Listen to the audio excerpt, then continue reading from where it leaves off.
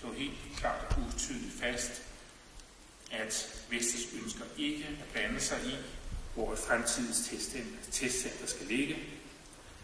Det siger sig selv, at det er en sag for myndighederne, og for myndighederne alene. Som nævnt har der været arbejdet ihærdigt på at finde egnede steder, og når den proces er til endebragt, agter vi naturligvis at benytte det eller de områder, eksperterne finder frem til.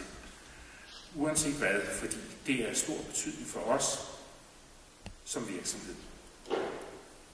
Under alle omstændigheder er vi glade for, at det omsider bliver muligt, også i Danmark, at teste fremtidens vindkraftværker, så vi på den måde får mulighed for at bevare et betydeligt antal meget videnstunge jobs i dansk vindmølleindustri.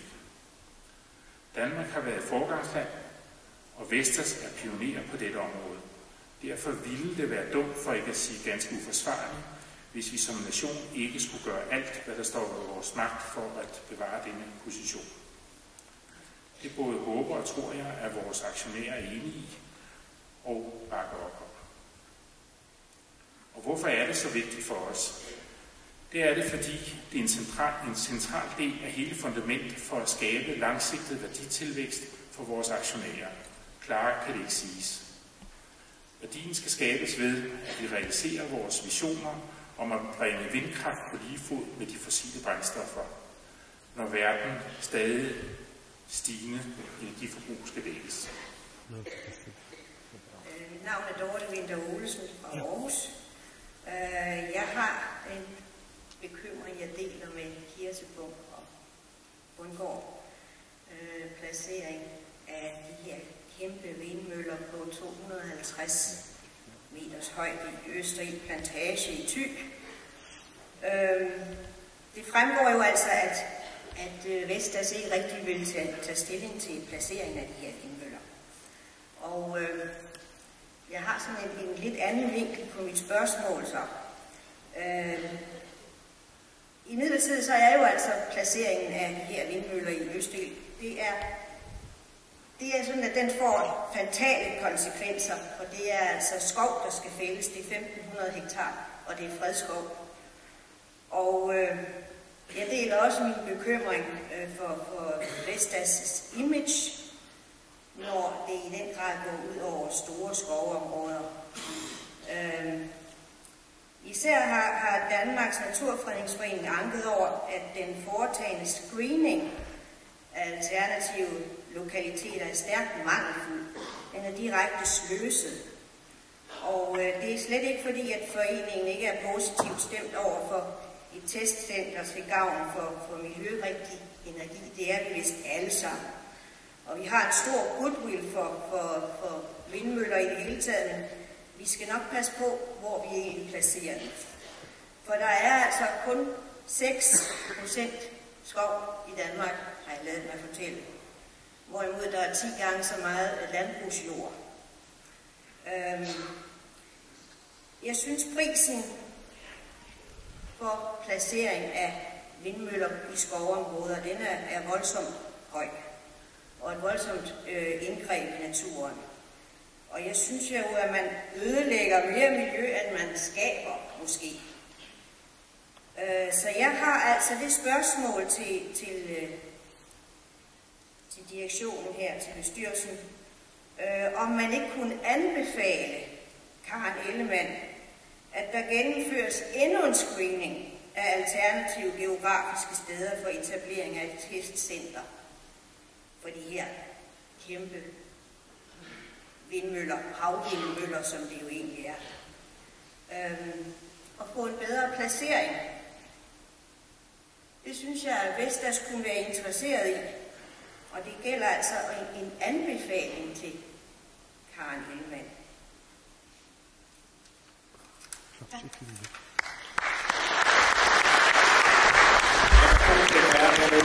Christian Bundgaard. Jeg vil godt stille et spørgsmål alligevel, selvom jeg er helt klar over, at det er myndighederne, der afgør, hvor sådan et testcenter skal ligge henne.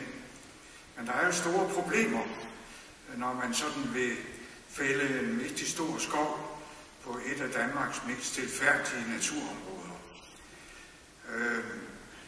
Det bliver oplyst, at vindmølleindustrien ikke teknisk er interesseret i at få et testcenter, der ligger i strandkanten. Altså for eksempel ud til Vesterhavet på Harboøre Tange for eksempel, hvor man jo ellers kunne forestille sig, at møller, som skal fungere på havet til sin tid, det måtte da være et ideelt sted at afprøve dem. Så derfor vil jeg godt her vide, om det er rigtigt, at vindmølleindustrien har stillet som betingelse, at det ikke må ligge i nærheden af kysten, altså lige på selve kysten. Og så vil jeg dertil føje, at problemet på COP15, det var jo i høj grad, at regeringerne ikke tog sig sammen til at gøre tilstrækkeligt meget over for de alvorlige klimatrusler, vi står overfor. Men der var jo samtidig under COP15 et stort møde, Klimaforum 09, hvor der var almindelige mennesker rundt omkring fra hele verden, som var meget interesserede i at gøre noget ved tingene, og som har vedtaget, at når regeringerne ikke gider gøre noget, så vil de selv gøre det. Så skal vi selv gå i gang nedefra med at gøre det. Og det er vi altså nogen, der er også her på Aarhuskanten. Vi har for eksempel lavet et nyt vindmøllelaug, som vil i gang på folkelig basis, med så stor folkelig tilslutning som muligt. Tilslutning fra lokale virksomheder, tilslutning fra energiselskaber, tilslutning fra kommuner. Og vi har jo set, at regeringen har jo offentliggjort en rapport her på det sidste, der fastslår, at de største vindenergiressourcer, de ligger på havet her omkring Danmark. Og at man faktisk kan dække 1,5 gang det nuværende energiforbrug i Danmark via havvindmøller i de nære områder her omkring Danmark. Så vi har fundet ud af, at vi vil prøve at starte med at bygge 20 store havvindmøller på mindst 5 megawatt midt i Aarhusbugten, i nærheden af det, der hedder Meget. Det er vi meget seriøst i gang med. Vi har fået lånegaranti fra Energinet, og vi er i gang med forundersøgelser til det her projekt. Og så kan vi jo ikke lade være med at se, når Vestas offentliggør, at man er i gang med at udvikle en 6 megawatt vindmølle, at det kunne jo være helt ideelt, hvis Vestas nu fik en udstillingsplatform i Aarhusbugten, her lige i nærheden af hovedkvarteret.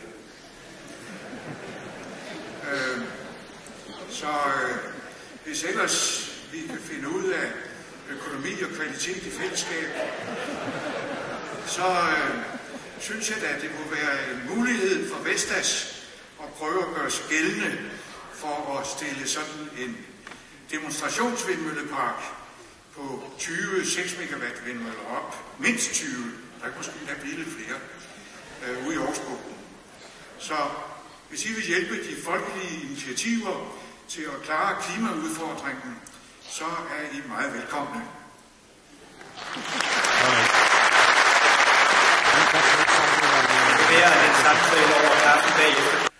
Joachim Kirsborg talte om testfaciliteter.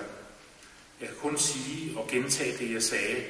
Vi har arbejdet meget, meget hårdt på at få testfaciliteter, testområdet i Danmark. Det har været meget, meget svært. Det har taget meget lang tid. Vi ønsker ikke at gå ind i en politisk debat omkring det her. Det er utrolig vigtigt for Vestas, hvis vi vil fastholde arbejdspladser i Danmark omkring de her områder, at vi har mulighed for at teste nye møller. Om det er det ene eller det andet sted, det blander Vestas sig ikke i, og det vil vi heller ikke gøre fremadrettet. Til sidst vil jeg kommentere Søren Svendsens, jeg forstår ikke helt det positive cashflow. Vi synes selv, det er ganske godt, når vi ser det, der kommer fra den